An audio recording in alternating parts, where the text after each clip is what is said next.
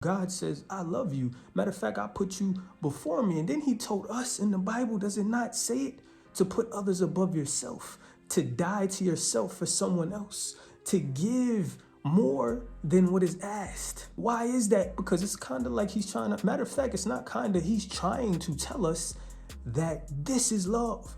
Love is when you go the extra mile for someone's soul. YouTube, what up? It's your boy Rudy Anthony, and I'm back with another video. Today we talking about how to give extra love like Jesus. And I know y'all over there like, what? Extra love? Yeah, man, extra love. Extra love? Jesus gave us extra love? I thought he just gave us love. Nah, look at it. Look at it. You asked him for love. You went to him. You ran to him. You cried to him.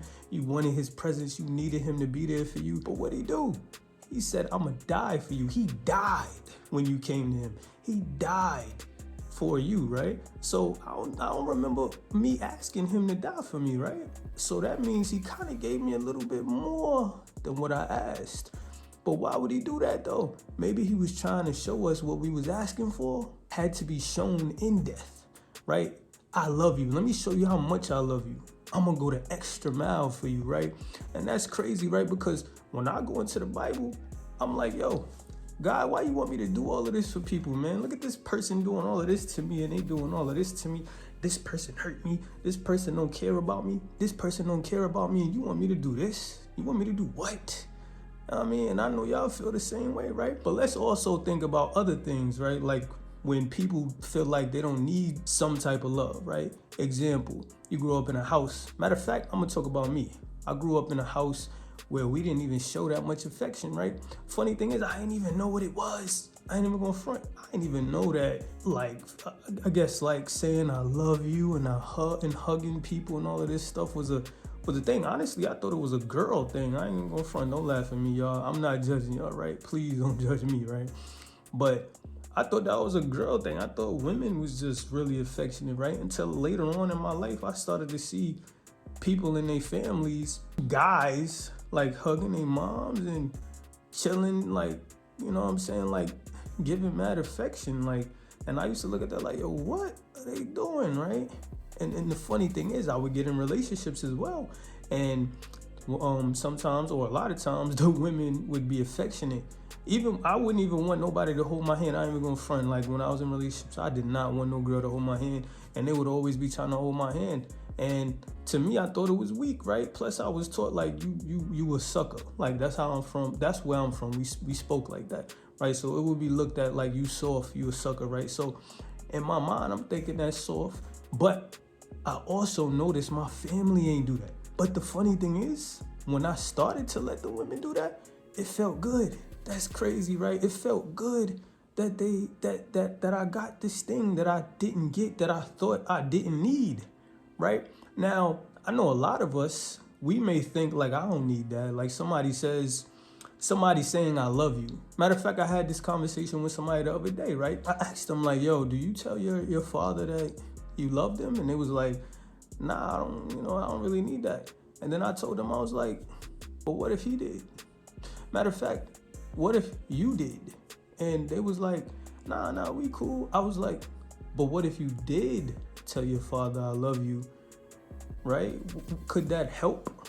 Could that make the situation better than what it is? Matter of fact, do you even know that he needs it? Do you even know that you might need it? Just because you think you don't need it doesn't mean that you don't need it, right? Like I was just saying about my house, like sometimes we grow up, a lot of times, matter of fact, in all of our homes, we grow up and our families may not communicate, right? Like we never fixed issues, not me specifically, but someone might have grew up in a house where they didn't fix issues or speak about their issues, or they wasn't affectionate, they didn't hug, they didn't kiss, they didn't say I love you, they didn't do all types of things, right? They wasn't considerate of the other person while they're reading. But what if you did that?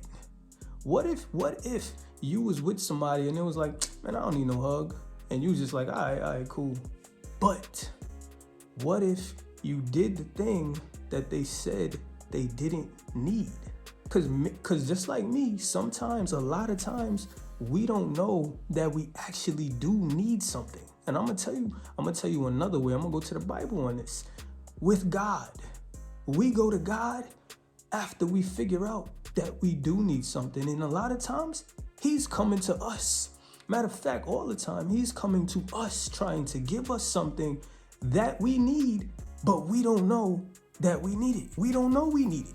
He's trying to show us that we need it. The love that we're going into these relationships for, to get from people, the anger and the hurt and the pain that we feel from our parents, right? And I could say this because I've had that pain, right? I've had abandonment and all of these things from my family and my parents, right? So I understand that. But the funny thing is the very thing that we're searching for, that we can't even see, that's hard for us to recognize, God is trying to give it to us, right? And the only reason we think we don't need it is because we never had it. So a lot of times we think we don't need something that we never had. But once we get it, all of a sudden it starts to change and now we want it. It's the same thing with the 5 love languages, right? A lot of people, they be like, well, this is my love language. But if you study the 5 love languages and what it does over time, people's love language start to change, because the thing that you thought you ain't need, now you need. Just like me, my physical touch was very low, affection very low. I wasn't saying I love you, I wasn't hugging nobody, I wasn't doing none of that, right? I'll probably dap you up, give you a one-arm hug and all that, right? But I wasn't giving no tight hugs. I wasn't saying I love you like that. Well, actually, I started saying I love you crazy when I had my daughter, but she was like the only person. But after I started to learn, like God is like, no, I need you to give extra, because that's what I give you. God says, I love you. Matter of fact, I put you before me. And then he told us in the Bible, does it not say it? To put others above yourself, to die to yourself for someone else, to give more than what is asked. Why is that? Because it's kind of like he's trying to, matter of fact, it's not kind of, he's trying to tell us that this is love. Love is when you go the extra mile for someone. So what I learned was, when someone says that they don't need it, they're not saying that they don't want it, but even if they don't, right, try to give it, right? And you possibly will see how it starts to change them, right? Or they may feel loved in some type of way. Think about it. If someone said that they didn't need reassurance, right? Example, if you and your friend, or if you and your husband, or if you and your wife, or if you and your boyfriend or girlfriend got into some conflict one day, right? And y'all spoke about it. And then after y'all spoke about it, y'all never spoke about it again. No one asked, are you okay? Did you need anything? Was you still feeling anything about this? Y'all didn't do that, right? But what if you did do that? What if after the conflict, what if after the conversation, one of you did go back and say, are you okay? Is everything good? You know, did you need anything? Do we need to discuss this more? Because sometimes people are still hurt and they don't even know that they're hurt. So going back to reassure, to check up, to ask, right? That could make somebody feel very loved, very cared for. And another thing, do you think God would do this? Even after, if y'all fix the issue, you think God is coming over to check on you? He's a father, isn't he? This is what parents do, right? God comforts you. He loves you. He loves you more than anybody else. He created you. He created you through love, to give you love. And that's all he wants to give you, right? Because that's what's going to pull you back to him. That's what's going to help you see him inside of you. That's what's going to help transform you, right? This is what's going to help keep the enemy away. Key word, keep the enemy away. Because once you learn how to love, then the devil has a hard time tricking you. The devil has a hard time deceiving you, because love has to do with truth. And truth is love. This is why Jesus is the truth.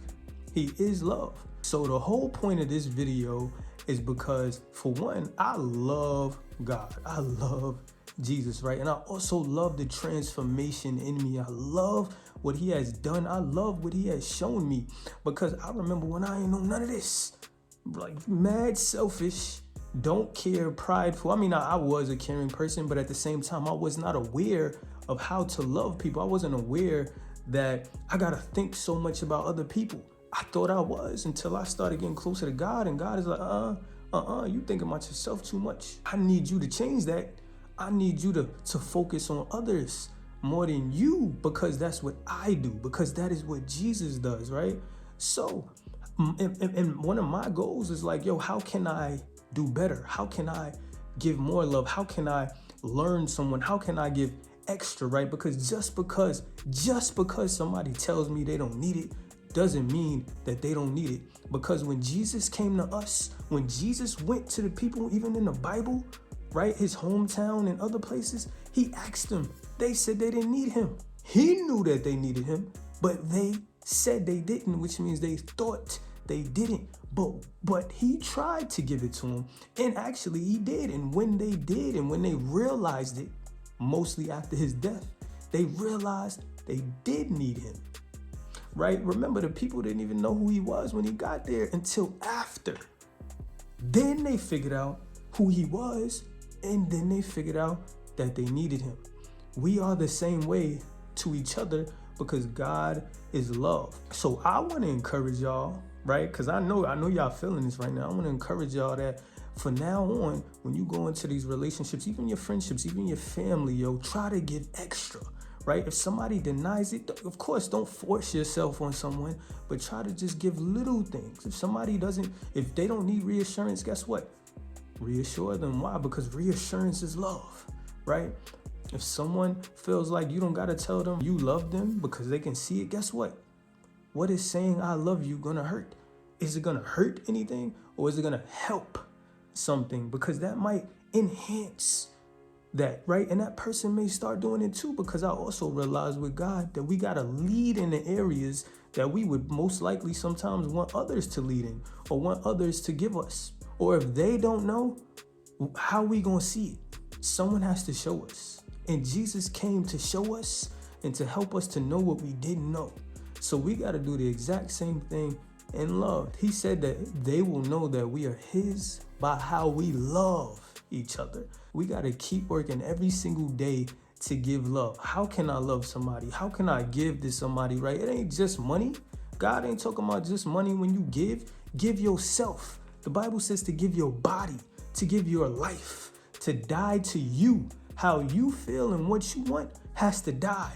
God said, I'll give you what you want. I need you to be the seed to somebody else. I will give it back to you though. But if you do it for them, God said, I'll do it for you. And that's what we got to work on. Now, I love this because when I first figured this out, I'm like, oh my God, I'm going to try to do this, right? I'm going to try to do this even to the people that is hard to do. Even to the people that is hard to do. The Bible said if someone asks to give. The Bible says if someone tries to take it, give them more. The Bible says to give more than what is requested. So come on, man. Let's do this, man. You feel me? Like, I know it's hard, man, especially for us men out here, but we could do this. If Jesus did it, he said, yo, you could do it too. And I know that I can, even though it's hard. I know that I can as long as I go to him. So I hope y'all understood this video, man. I hope it helped y'all in some way, man. I ask that y'all please comment down in the comments, hit the like button, hit the subscribe button, hit the bell notification so that y'all can keep getting my videos when I post these. And I love y'all. I'm gonna get at y'all when I get at y'all.